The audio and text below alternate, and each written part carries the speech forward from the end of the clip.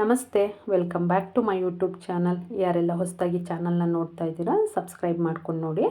ಇವತ್ತು ಬಂದು ಯಾವುದೇ ರೆಸಿಪಿನ ನಾನಿಲ್ಲಿ ಶೇರ್ ಮಾಡ್ತಿಲ್ಲ. ಅದ್ರ ಬದಲಿಗೆ ಒಂದು ಪುಟ್ಟದಾದಂಥ ರಂಗೋಲಿ ಡಿಸೈನು, ಹಾಗೆಯೇ ತೊಂಡೆಕಾಯಿ ಗಿಡನ ಪ್ಯಾಕೆಟಲ್ಲಿ ಕಡ್ಡಿನ ಹಾಕಿದ್ದೆ. ಅದನ್ನೊಂದನ್ನು ನಾನು ಪಾಟಿಗೆ ಹಾಕಿದ್ದು. ನಾನು ಯಾವ ಮೆಥಡಲ್ಲಿ ಹಾಕ್ತೀನಿ ಆ ಥರ ಅದನ್ನೊಂದು ವೀಡಿಯೋನ ಶೇರ್ ಮಾಡಿದ್ದೀನಿ. ಹಾಗೆ ನಮ್ಮೂರಲ್ಲಿ ದೇವಸ್ಥಾನದೊಂದು ಪೂಜೆದು ವೀಡಿಯೋನು ಕೂಡ ನಾನಿಲ್ಲಿ ಶೇರ್ ಮಾಡಿದ್ದೀನಿ. ಹಾಗೆ ಸ್ಯಾರಿದು ಒಂದು ಕುಚ್ಚು ಮಾಡಿದ್ದೆ, ಅದರದ್ದನ್ನು ಕೂಡ ವೀಡಿಯೋನ ಶೇರ್ ಮಾಡಿದ್ದೀನಿ. ಬನ್ನಿ ಪುಟ್ಟದಾದಂಥ ಒಂದು ರಂಗೋಲಿ ಡಿಸೈನ್ನ ನೋಡ್ಕೊಂಬರೋಣ.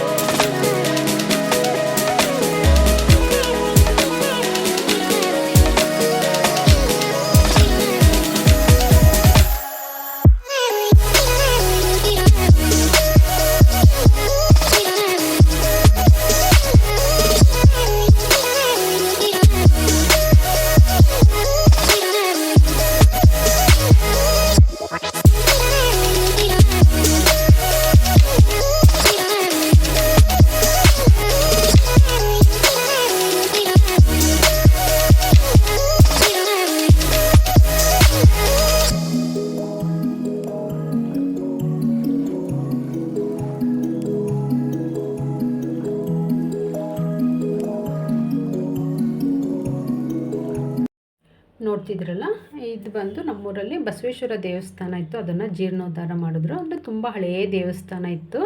ಅದನ್ನು ಮತ್ತೆ ಹೊಸದಾಗಿ ಕನ್ಸ್ಟ್ರಕ್ಷನ್ ಮಾಡಿ ಅದೇ ಬಸಪ್ಪನ ಮತ್ತೆ ಕೂರಿಸಿದ್ರು. ಹಿಂದಿನ ಆ ಬಸಪ್ಪನ ತೆಗೆದಿದ್ರಲ್ಲ, ಅದನ್ನು ಹಿಂದಿನ ದಿನ ನೋಡ್ತಿದ್ರಲ್ಲ ಧಾನ್ಯಗಳಿಂದ ಅದನ್ನು ಫುಲ್ ಕ್ಲೋಸ್ ಆಗೋ ಥರ ಅದನ್ನ ಮುಚ್ಚಿ ಇಟ್ಟಿದ್ರು. ನೋಡ್ತಿದ್ರಲ್ಲ, ಅದಕ್ಕೆ ರಾಗಿ, ಭತ್ತ, ಗೋಧಿ ಈ ಥರ ಧಾನ್ಯಗಳನ್ನೆಲ್ಲ ಹಾಕಿ ನೀಟಾಗಿ ಅದು ಮುಳುಗುವಷ್ಟು ಹಾಕಿ ಕವರ್ ಮಾಡಿ ಇಟ್ಟಿದ್ರು.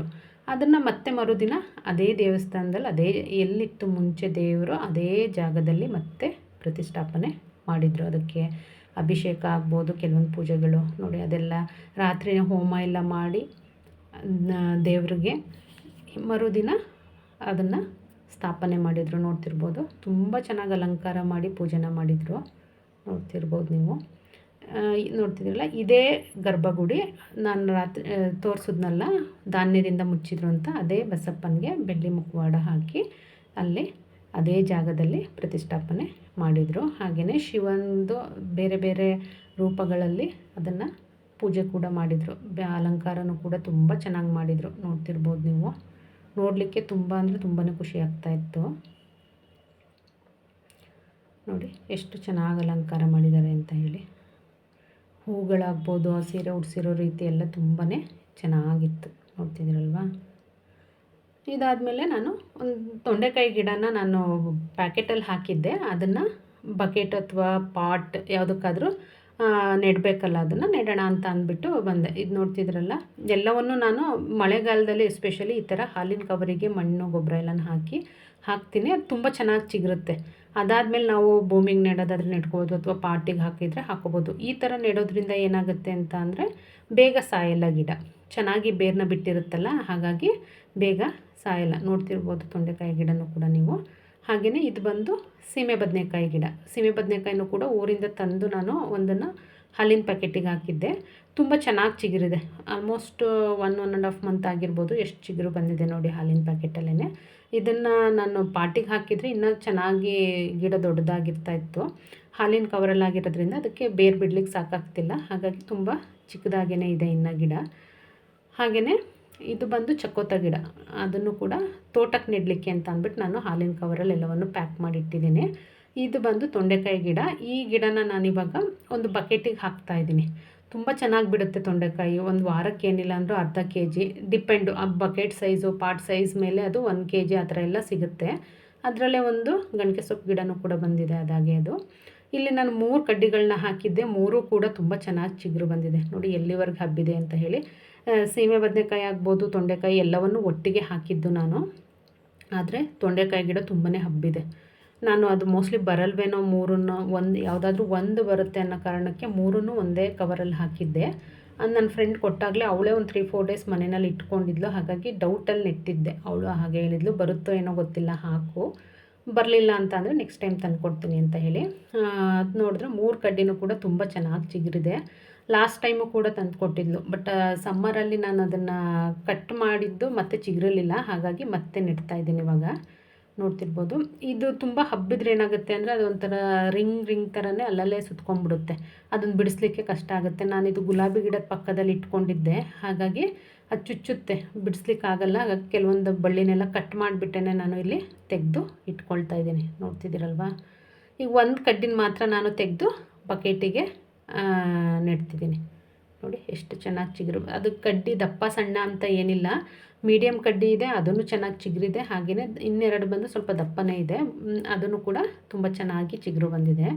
ಇದು ನೋಡ್ತಿರ್ಬೋದು ನೀವು, ಅಲೋವೆರಾ ಗಿಡ. ಪಾಟ್ ತುಂಬ ಚಿಕ್ಕದು, ಆದ್ರೂ ಅದರಲ್ಲಿ ತುಂಬ ಗಿಡಗಳು ಬಂದಿದೆ. ಮರಿ ಬರುತ್ತಲ್ಲ, ಆ ಥರ ಮರಿ ಗಿಡಗಳು ತುಂಬಾ ಬಂದಿದೆ.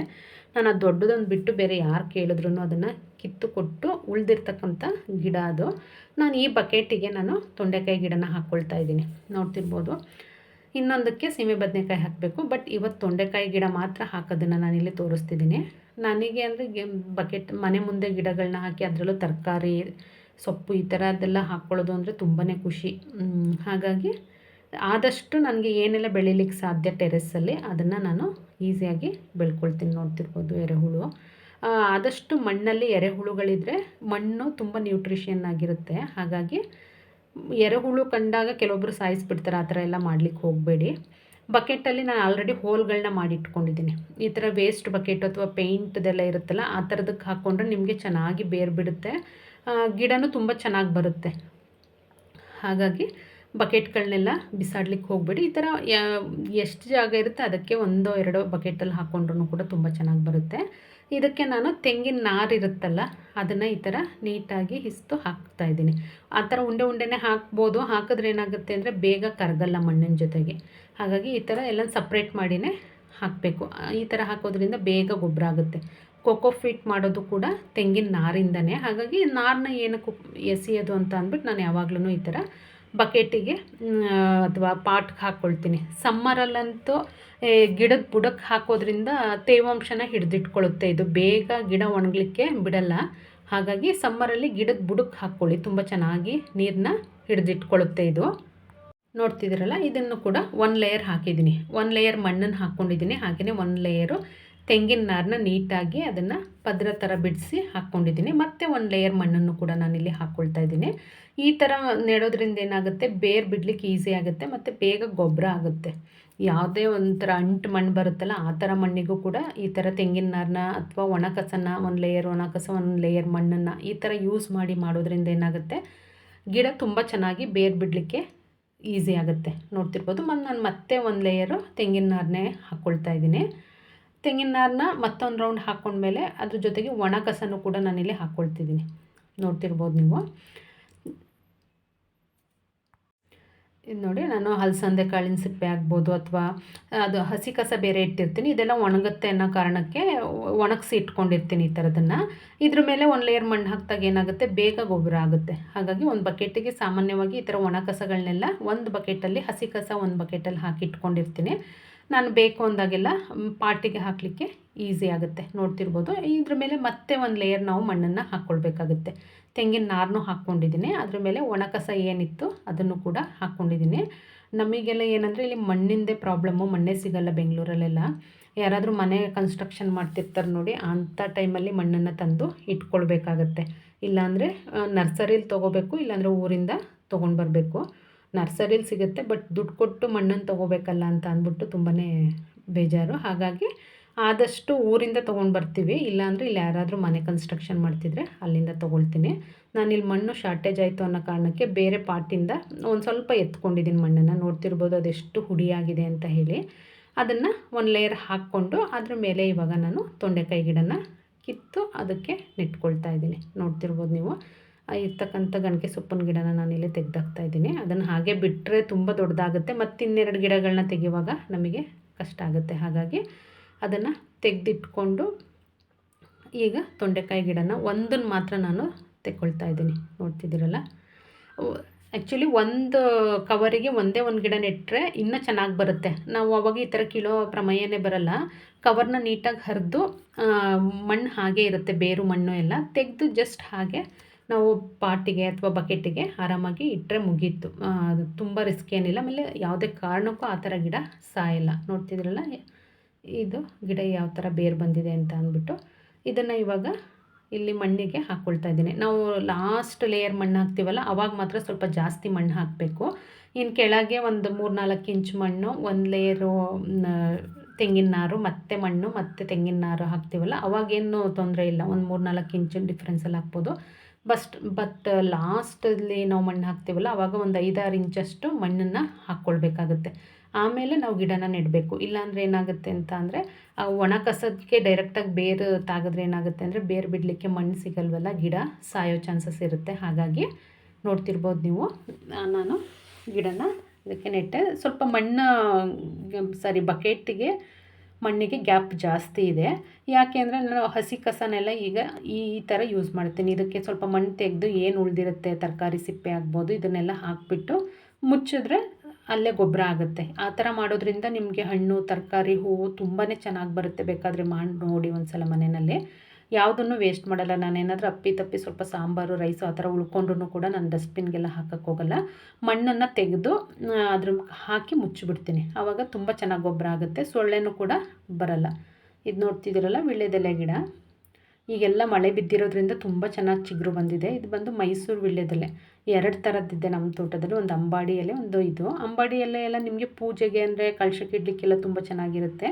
ಇದು ತಿನ್ನಲಿಕ್ಕೆ ತುಂಬಾ ಚೆನ್ನಾಗಿ ಅನಿಸುತ್ತೆ, ಸಾಫ್ಟಾಗಿರುತ್ತೆ. ಹಾಗಾಗಿ ನೋಡಿ, ತೊಂಡೆಕಾಯಿ ಗಿಡನ ನಾನು ಇಲ್ಲಿ ಇಟ್ಕೊಂಡಿದ್ದೀನಿ. ಅದು ಸ್ವಲ್ಪ ದೊಡ್ಡದಾಗಿ ತೊಂಡೆಕಾಯಿ ಬಿಟ್ಟ ಮೇಲೆ ನಾನು ಮತ್ತೊಂದು ಸಲ ನಿಮಗೆ ಅದು ವೀಡಿಯೋನ ತೋರಿಸ್ತೀನಿ. ನೋಡ್ತಿರ್ಬೋದು, ಇದು ಬಂದು ವೈಟ್ ಗುಲಾಬಿ ಹಬ್ಬತ್ತಲ್ಲ, ಆ ಥರ ಗುಲಾಬಿ ಗಿಡ ಇದು ರೀಪಾಟ್ ಮಾಡಿಲ್ಲ, ಹಾಗಾಗಿ ಹಾಗೆ ಇದೆ. ರೀಪಾಟ್ ಮಾಡೋದೇ ಕಷ್ಟ ಗುಲಾಬಿ ಗಿಡಗಳನ್ನೆಲ್ಲ. ಏನಕ್ಕೆ ಅಂತ ಅಂದರೆ ಮುಳ್ಳು ಚುಚ್ಚುತ್ತೆ. ಆದಷ್ಟು ಕೇರ್ಫುಲ್ಲಾಗಿ ಮಾಡಬೇಕು, ಇಲ್ಲ ಅಂತಂದರೆ ಕೈಯೆಲ್ಲ ಮುಳ್ಳು ಚುಚ್ಚುತ್ತೆ. ಇದು ಲಾಸ್ಟ್ ಇಯರ್ ನಾನು ತೊಂಡೆಕಾಯಿ ಗಿಡ ನೆಟ್ಟಿದ್ದೆ ಅಂತ ಹೇಳಿದ್ನಲ್ಲ, ಅದರದ್ದು ಕ್ಲಿಪ್ಪಿಂಗ್ ಇತ್ತು ವಿಡಿಯೋ. ಅದನ್ನು ನಾನು ನಿಮಗಿಲ್ಲಿ ತೋರಿಸ್ತಿದ್ದೀನಿ. ನೋಡಿ ಎಷ್ಟು ಚೆನ್ನಾಗಿ ತೊಂಡೆಕಾಯಿನ ಬಿಟ್ಟಿದೆ ಅಂತ ಹೇಳಿ. ನಾನು ಇವಾಗ ಹಾಕಿರೋದು ಕೂಡ ಹಾಗೇ ಬರುತ್ತೆ. ತುಂಬ ಖುಷಿಯಾಗುತ್ತೆ ನೋಡಿ. ಇದು ಬಸಳೆ ಸೊಪ್ಪು ಕೂಡ ಒಂದೇ ಪಾಟಲ್ಲಿ ಇತ್ತು, ತೊಂಡೆಕಾಯಿ ಗಿಡ ಮತ್ತು ಬಸಳೆ ಸೊಪ್ಪು. ನನಗೆ ವಾರಕ್ಕೆ ಅರ್ಧ kg 1 kg ತನಕನೂ ಸಿಗ್ತಾಯಿತ್ತು ತೊಂಡೆಕಾಯಿ. ತುಂಬ ಅಂದರೆ ತುಂಬ ಖುಷಿಯಾಗೋದು ನೋಡಿ. ಇದು ಬಂದು ಇವತ್ತಿನ ವಿಡಿಯೋ ಆಗಿತ್ತು. Thank you.